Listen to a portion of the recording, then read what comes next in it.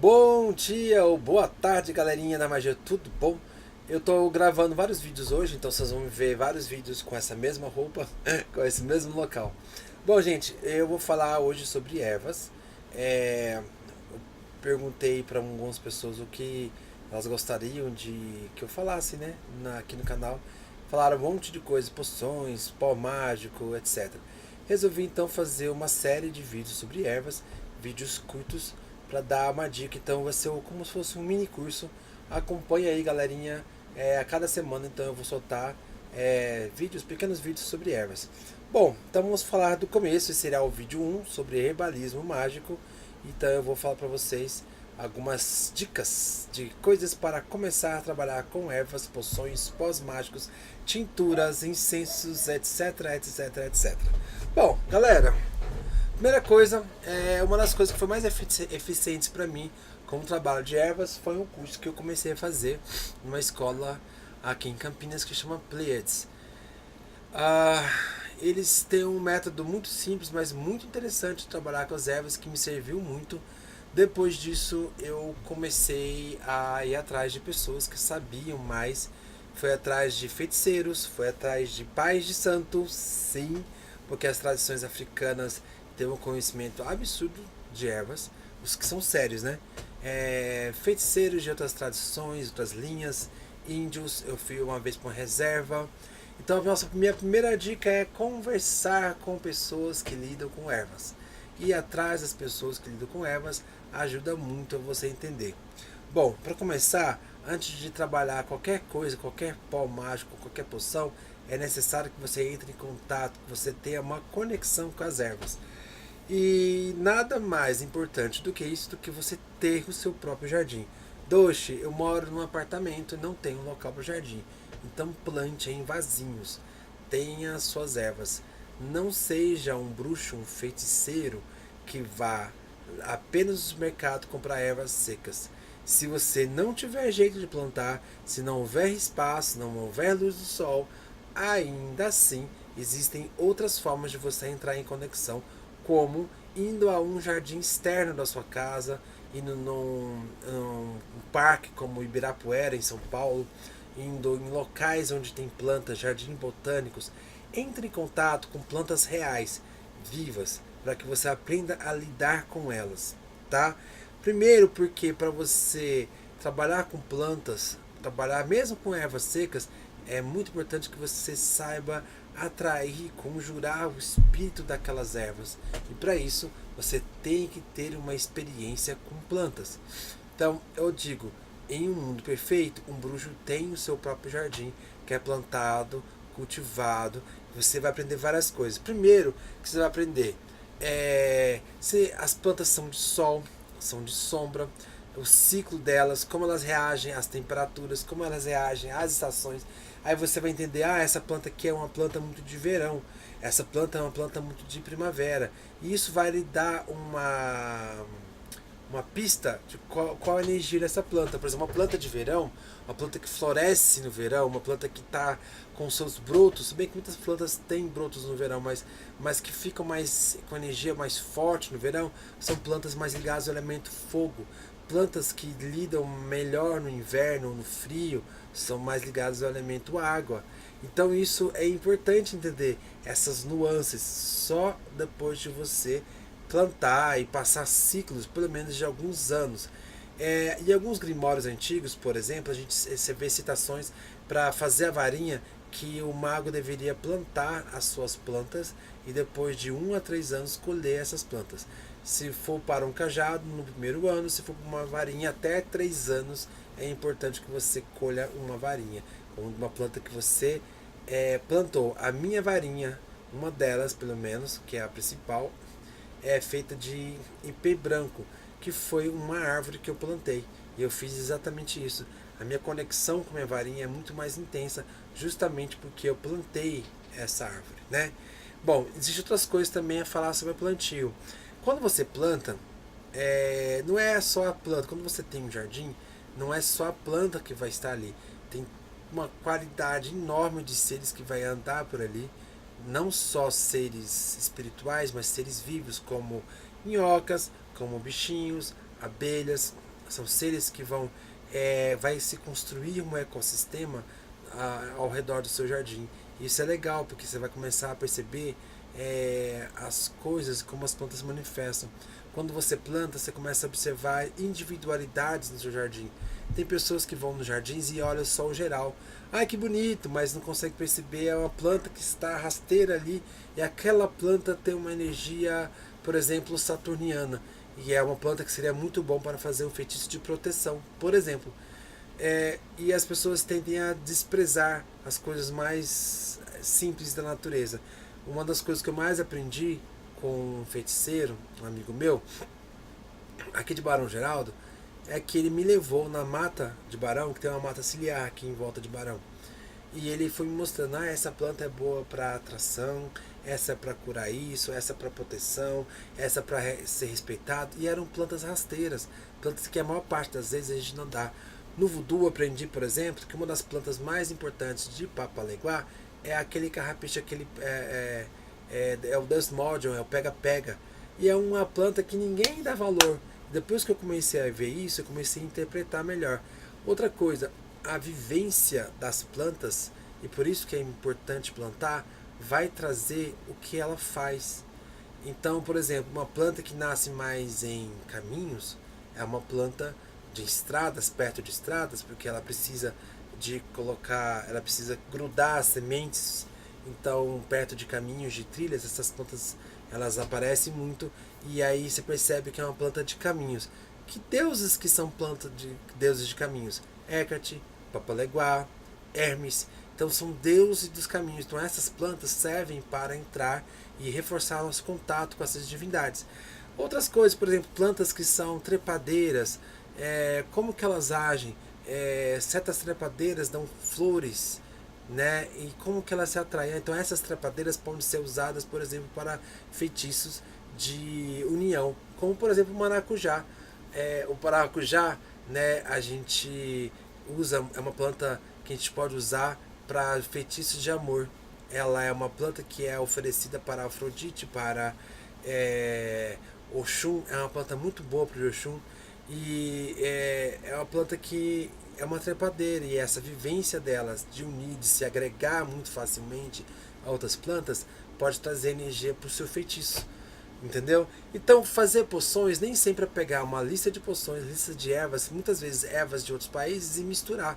Primeiro, é necessário que você tenha essa ligação com as plantas, ter essa ligação com o ciclo delas, a vivência delas. Observar, por exemplo, as plantas que se voltam ao sol e plantas que se voltam contra o sol. E você vai perceber que essas plantas têm uma energia solar muito intensiva para atrair a atenção de algo. Então, quando elas se voltam para o sol, elas têm um movimento, tem substâncias nelas que vão mover as folhas, que elas vão ser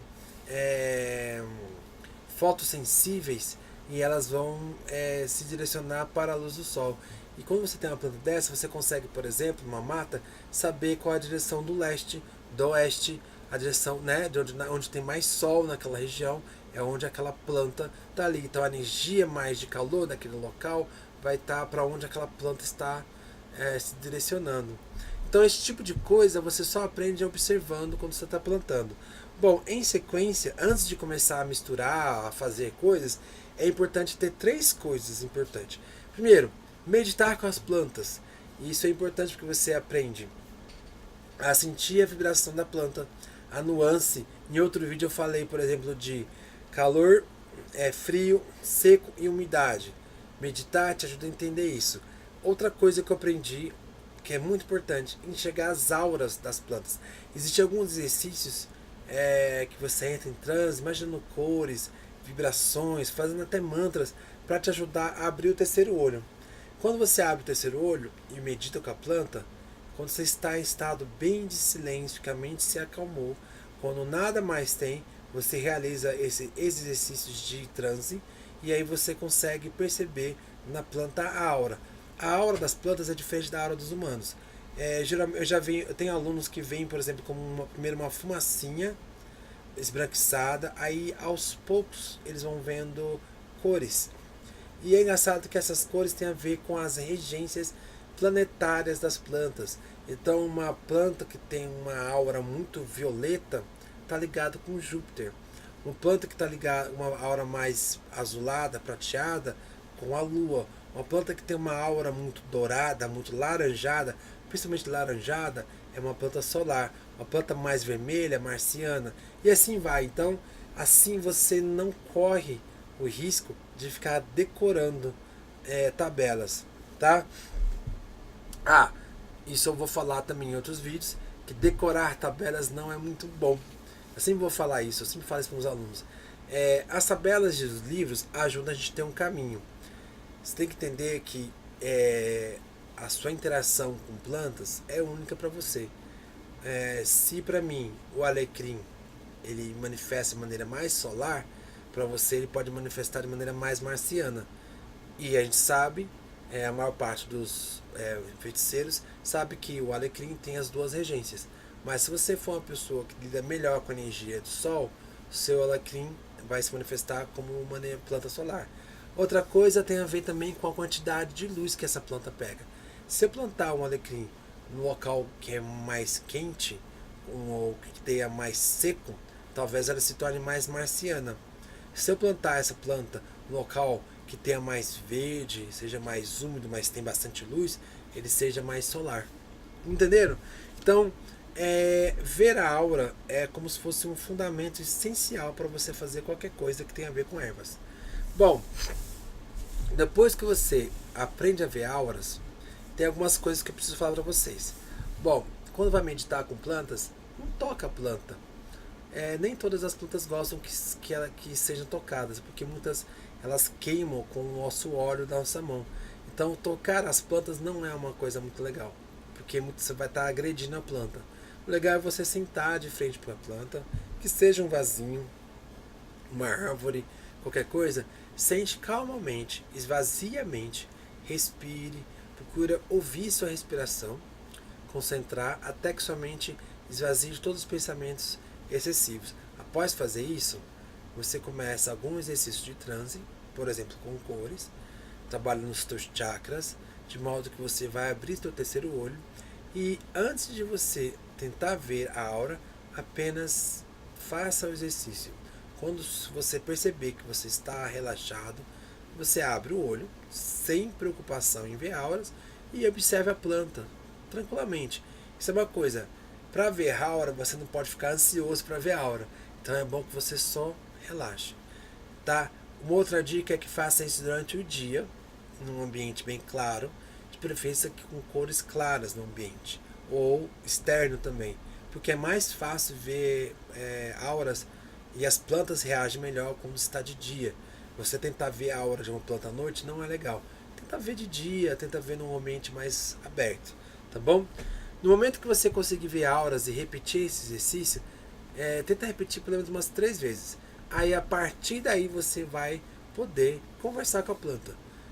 Você pode conversar no começo? Até pode, mas é ideal que você espere, faça exercício algumas vezes, alguns dias, antes de começar a conversar. Converse com as plantas. Conversando com as plantas, você vai ter uma chance muito grande de conhecer certas nuances. Tem muita coisa que eu poderia falar aqui e esse vídeo vai se alongar bastante. Mas uma coisa que é importante falar, todas as plantas têm um espírito. E tem mais, plantas de mesma espécie, elas fazem parte de um coletivo, de um espírito coletivo igual. Então quando eu vou trabalhar com as plantas, eu preciso conhecer esse espírito coletivo. Ele tem um nome. As plantas podem te dar um nome, tá? Fala assim, me chame disso. Esse nome pode ser Princesa Azul, Dama Prateada. Tem vários nomes, como se fossem nomes simples, como qualidades.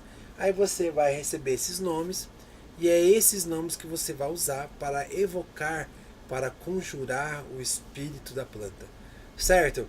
E aí, depois a gente vai falar mais sobre isso, e isso vai ser essencial na hora de você fazer as suas poções, os seus pós mágicos, tá bom, galera? Bom, então, para finalizar o nosso vídeo, eu vou só relembrar os pontos importantes. Procure plantar, procure compreender os ciclos das plantas, tá? Se você não pode plantar um jardim, plante um vasinho, alguns vasinhos. Se você não pode plantar mesmo, vá a um jardim, estabeleça contato com o jardim. Que seja seu jardim onde você medita. Medite nesse jardim. Que seja seguro, hein? Depois de meditar, aprenda a fazer exercício com as plantas, ver as auras das plantas e a ouvir as plantas falando um nome. Uma vez que você consiga o nome dos espíritos, aí você consegue tudo. Tá bom, galera? Eu vou parar por aqui para não ficar um vídeo muito grande e eu vou fazer mais vídeos sobre isso, tá bom? Beijão. Tchau, tchau pra vocês. Até